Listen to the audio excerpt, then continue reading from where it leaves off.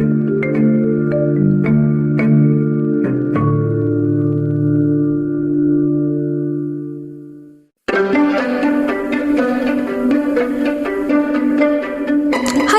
welcome to Interesting Infinity, episode 3, and today's topic is Wonders of the Universe.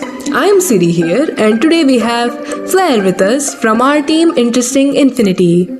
He is going to talk about some amazing stuff today. Over to you, Flair.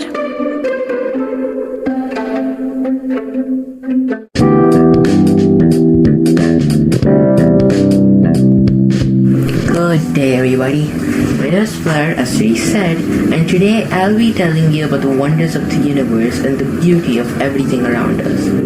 So first of all, I'd like to introduce you all to the topic of general relativity. This simply means that time is relative, and it is also proportional to the speed a body is moving at. You heard me correctly, that was not a typo. Time is relative. And with a little bit of theorization, you could come to the astonishing realization that you could, in theory, stop time itself. Stop time itself if you were to go infinitely fast. But here's the thing, only you would feel the time stop because no one else is going infinitely fast, no other body is going infinitely fast.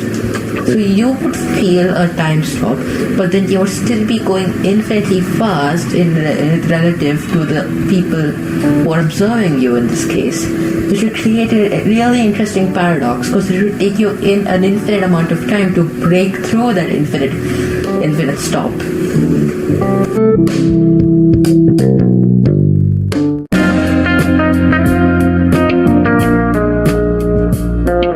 So this is really funny to me personally, as a guy who's watched Doraemon growing up. That time stopwatch, pretty damn powerful if I do say so myself. So this theory of relativity is also the founding part of the twin paradox. Now for those of you who do not know what the twin paradox is, it goes something like this. There are two twins, one of which stays on Earth and the other one goes to space. Now, according to the theory of relativity, the one in space is said to have been aging less than a twin on Earth because gravity applies acceleration on you at the rate of 9.8 meters every second. But in space, there's only the universal gravitational constant, which is an extremely minuscule amount. This means that the brother on the Earth would be aging much faster than the brother in space. And this also ties back to the fact that your head is older than your toes. You hear me correctly. Your head, a part of your body, is older than another part of your body, which is your toes. Because gravity depends upon how close you are to the center of a high mass object, in this case the Earth. And obviously your toes, your feet, your whole foot is closer to the center of the Earth than your head. So by a very minuscule amount, your head is older than your toes.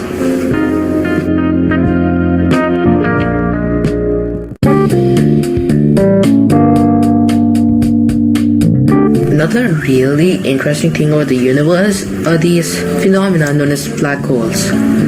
At this point, I genuinely doubt that there's a single human being who does not know what a black hole is.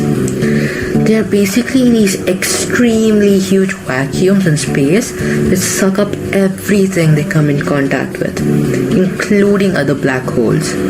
Which means that these black holes merge together to form even bigger vacuums, even bigger killing machines. Not even light itself can escape it. The fastest thing known to exist. It can't escape the pull of a black hole. But it's quite ironic actually, the origin of black holes. It's quite ironic. There were once stars or suns much bigger than ours. They collapsed under their own weight to to make such a strong gravitational pull that something that used to emit light now absorbs it and does not let it escape. Another really fascinating thing about black holes is there was this one day when a picture of a black hole came up on TV in news. The reason that picture was so special was because that was the first ever picture of a black hole. Our lives was a lie. Every picture of a black hole before that was an artist's imagination. The reason that was because to click a picture of a black hole is nigh impossible, but some people pulled it off. To understand why it was so difficult to click a picture of a black hole, we have to learn about how light works and also a little bit more about gravity. No object has exactly a certain color. They only reflect off light which falls on them. And in this exact process, a few of the colors of the spectrums of light are absorbed and only the reflected ones go into your eyes and show. The black color absorbs all light. That's why it appears null in a way. If you had a Wanta black paper, then it would almost appear as if there was just a hole in your eye where the paper was. And that leads into gravity. Gravity depends upon the mass of an object. Objects with super high mass bend space-time itself. This ties into light. Let me give you all a thought experiment. Take a source of light a few light years away. Imagine it. Now keep a high mass object in between you and the source of that light. Now move a bit to the right. The light source, which is once directly in front of you a few million light years away, now appears to be in front of you even though you move to the right. This is because the heavy mass objects bend space-time, making the light seem as if it was originated from a different direction. So now how does all of this gibberish turn into the photography of a black hole? So here's what happens.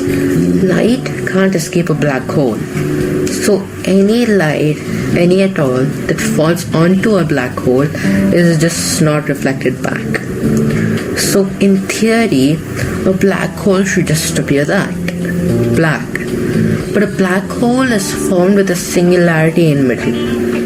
An object that's infinitely dense, which bends space-time itself, as mentioned before. So light from all other directions for a black hole appear to be in front of the black hole. So it appears as if the black hole just simply does not exist, invisible.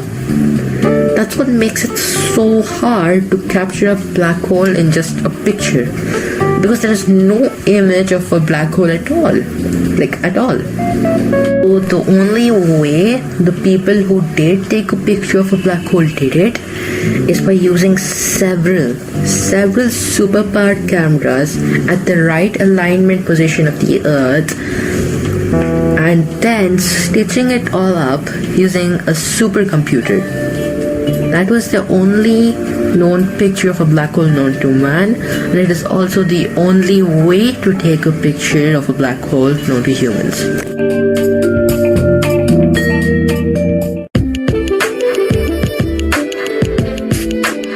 Right, so now let's discuss a little bit about the sun, and by that I mean our sun. The sun to us just appears as a small ball of light engulfing the universe with its light. It came into existence with the help of a nebula. I know a lot of you have probably already seen a nebula, but for those of you who have not, stop whatever you're doing, drop the groceries and look it up. It's one of the most mesmerizing things to have ever been seen. It makes you feel small and insignificant. They're made up of basic elements like hydrogen and helium, which goes to show that the most basic of things can be so beautiful. If one or more nebula came into contact with another, They create a high mass object which can bend space-time, known as suns. The sun, our sun, is a giant mass of hydrogen, and it's 152 million kilometers from the Earth. It is so heavy that in the core of the sun, hydrogen atoms fuse to form iron. It's a real life iron farm. And I want all of those listening to do something tonight. It's pretty easy, so hear me out, okay? Look out a window. Count how many stars there are. You might not find many, and that's pretty likely, but there are about several million stars, and they're all just hidden by the atmosphere. That's why we can't see them. And each and every one of these so-called stars is a sun. Just imagine the absolute randomosity of that. Several nebulae coming together to form millions of stars. And these small, insignificant, point-like things are so much bigger than we originally thought they were. And the thing is, the universe is expanding. So over the course of the next few billionish years, a lot more stars will come and go. The expansion of the universe is also the main supporter of the Big Bang Theory. The Big Bang Theory states that the universe was once an extremely small superforce.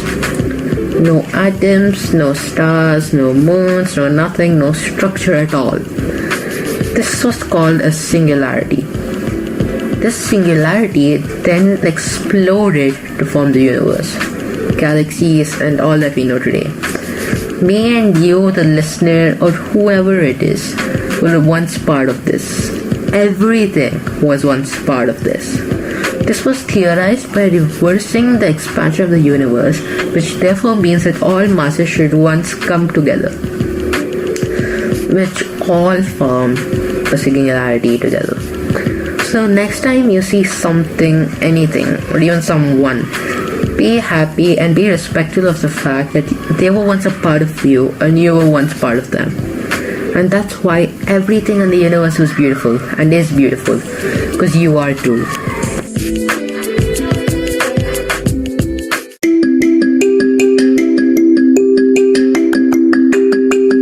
Thank you so much, Flair, for telling us about some really amazing wonders of the universe, and thank you all for listening to this podcast. This is Siri signing out. Stay tuned to Interesting Infinity. See you in our next podcast. Bye!